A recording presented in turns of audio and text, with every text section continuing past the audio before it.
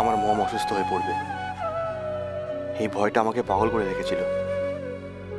বিশ্বাস করো লবঙ্গ, আমাকে ডাক্তার বারবার সাবধান করে দিয়েছিল, বলেছিল যে মমের সাথে তাল মিলিয়ে চলতে, না হলে বড় কোনো বিপদ হতে পারে। সেই ভয় আমি মমের কথা মেনে চলেছি।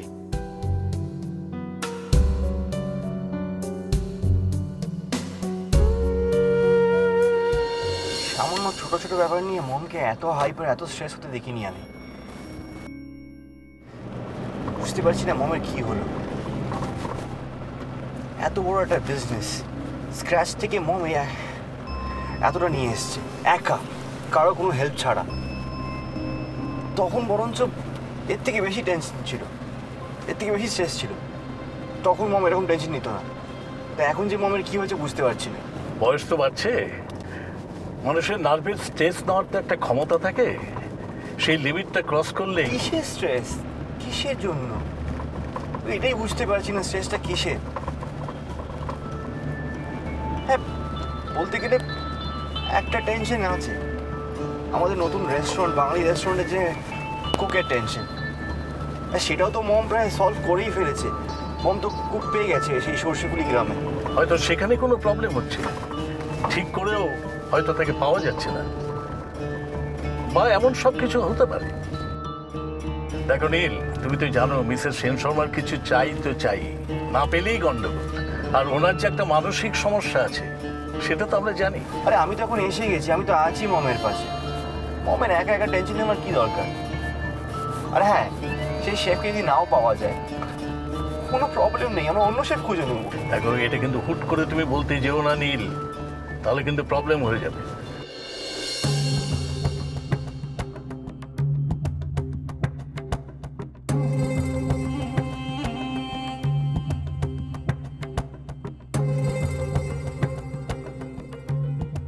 আমি বুঝতে পারিনি লবঙ্গ যে আমাকে ঠকানো হচ্ছে। বুঝতে পারিনি এইসব ছিল মমের চক্রান্ত। আমাকে টোপ করে তোমাকে হাতের মুঠোয় নেওয়ার জন্য প্ল্যান করেছিল মম।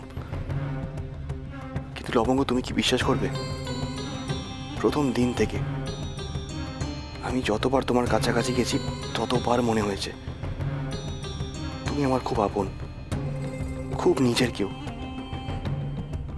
আমি জানতাম না যে তুমি সেই লবঙ্গ যার সাথে আমার জীবন সে ছোটবেলা থেকে জুড়ে রেখেছিল ঠাম্মি। কিন্তু আমার সব ভাবনা চিন্তা এলোমেলো করে দিয়েছিলে তুমি।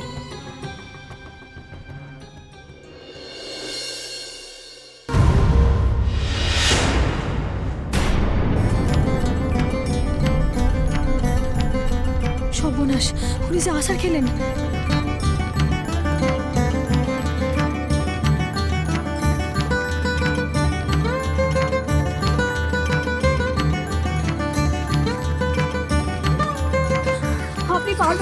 পারবেন না, আমি তুলে দিতেছি, আপনি হাতটা দেন, হাতটা দেন, হাতটা দেন, হাতটা দেন, হাতটা দেন। আপনি পারবেন না, আমি তুলে দিতেছি। হাতটা দেন, হাতটা দেন।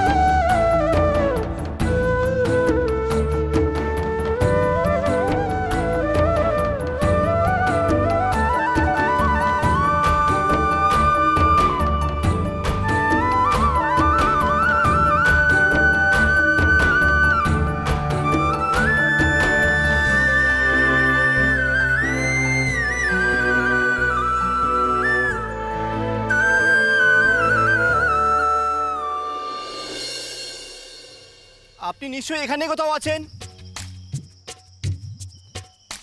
আর আমি জানি এটা আপনি লিখেছেন। ক্ষমা চাইছেন কেন ঠিক বুঝলাম না। যাকগে, এটা করাতে আমারই সুবিধা হলো।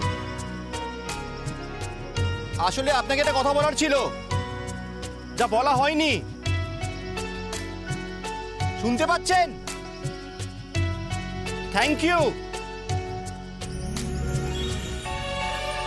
আমি কাদায় পড়ে যাওয়ার পর আমাকে সাহায্য করার জন্য থ্যাংক ইউ।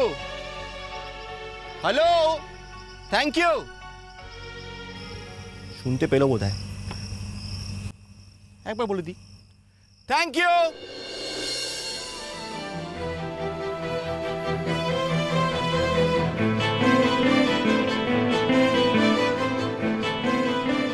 খাও না গো।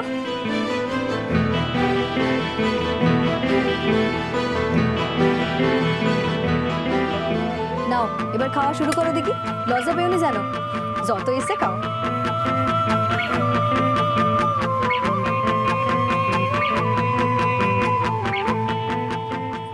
Excellent, amazing.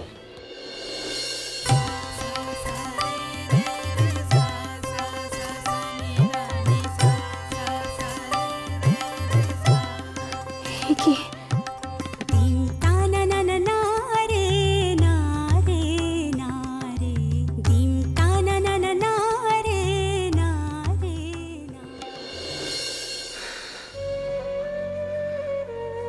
আমি তোমাকে চিনতে পারিনি লবঙ্গ, চিনতে পারিনি,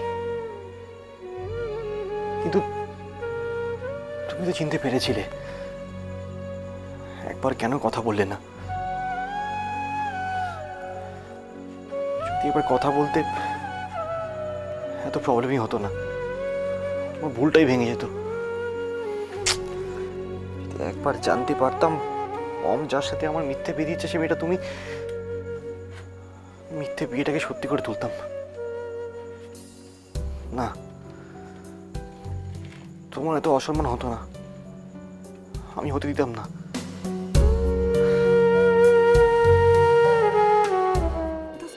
একটা প্রশ্ন করলাম তো, হেড শেফ কোথায়?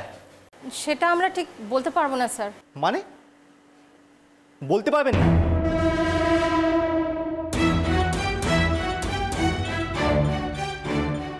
আজকে হোটেলে একটা বড় ইভেন্ট, ইন্দ্রাণীর ওপেনিং, রান্না কে করবে?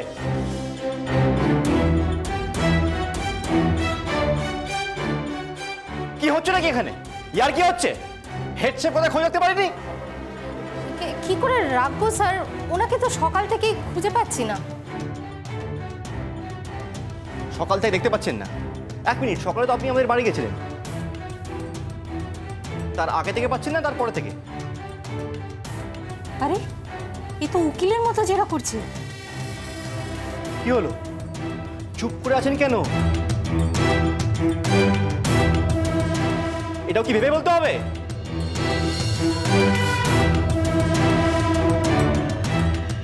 না স্যার, ওই সকালে ফিরে আসার পর থেকেই আর দেখতে পাচ্ছি না। 10 মিনিটের মধ্যে হেড শেফকে আমার সামনে চাই।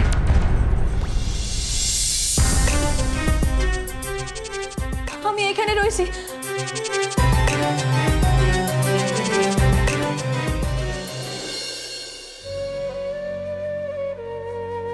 আমি সেদিন প্রথমবার তোমার মুখের দিকে তাকিয়েছিলাম ভালো করে।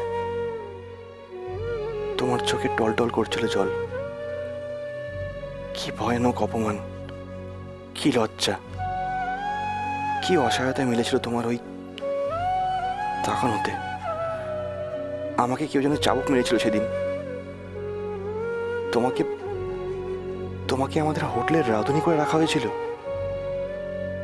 মমের উপর প্রচন্ড রাগ হয়েছিল আমার, অভিমান, বিরক্তি। কিন্তু তখন আমি জানতাম না মমের কথায় মন্দিরে মুখ ঢাকা যে মেয়েটিকে আমি সিঁদুর পরিয়েছিলাম সে আসলে তুমি, তুমি আমার স্ত্রী। সে কথা জানলাম প্রথমবার তোমার মুখ থেকেই। দেখেন নাই কেন, কেন দেখেন নাই? শুভ দৃষ্টি, মালা বদল, এসব তো সব সিঁদুর দেওয়ার আগে হয়। সিঁদুর দেওয়ার সময় তো মেয়ের মুখ দেখা যায়, তাইলে আপনি দেখেন নাই কেন? আমি দেখিনি। আর আপনার মা, আপনি না আমার মুখ দেখতে দেবেন না বলে কোনো কিছুই তো হতে দেন নাই। মুখ দেখে রেখেছিলেন বড় পান পাতায়। আর আপনি আপনি আপনার মার কথা শুনে আমার মুখ পর্যন্ত দেখেন নাই। মুখ ঢাকা অবস্থায় সিঁদুর তুলে দিয়ে আপনি চলে যান, পিছন করে দেখলেন না পর্যন্ত। তাহলে আপনি কি করে জানলেন? কি করে জানলেন সেই মেয়ে অন্য কেউ ছিল, আমি ছিলাম না?